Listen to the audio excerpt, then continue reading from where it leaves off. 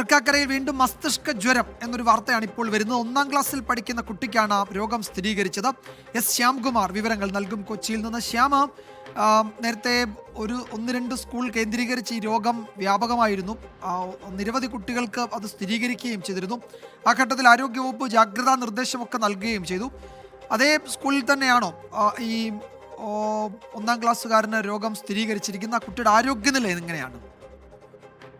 വിജയകുമാർ, തൃക്കാക്കരയിലാണ് ഇത്തവണ രോഗം സ്ഥിരീകരിച്ചിരിക്കുന്നത്. നേരത്തെ രോഗം സ്ഥിരീകരിച്ച സ്കൂളിലല്ല ഇത്തവണ പുതുതായി രോഗം കണ്ടെത്തിയിരിക്കുന്നത്.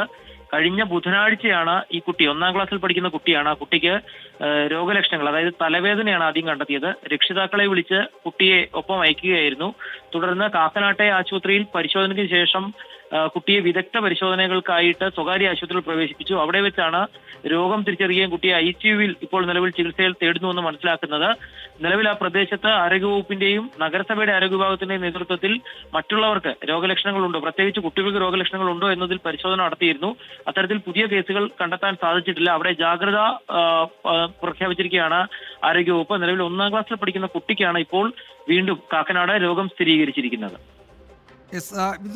ഇപ്പോൾ രോഗം സ്ഥിരീകരിച്ചിരിക്കുന്നത് തൃക്കാക്കരയാണ്. നേരത്തെ കളമശ്ശേരിയിലായിരുന്നു രോഗം സ്ഥിരീകരിച്ചത്. ഈ തൃക്കാക്കര കളമശ്ശേരി മേഖലകളിൽ രോഗവ്യാപനം ഉണ്ടെന്ന് ആരോഗ്യവകുപ്പ് നേരത്തെ സംശയിച്ചിരുന്നു. ഇത് 1-ാം ക്ലാസ്സിൽ പഠിക്കുന്ന കുട്ടിക്ക് രോഗം സ്ഥിരീകരിച്ചു. കുട്ടി ചികിത്സയിലാണ്. ശ്യാംകുമാറാണ് വിവരങ്ങൾ നൽകിയത്.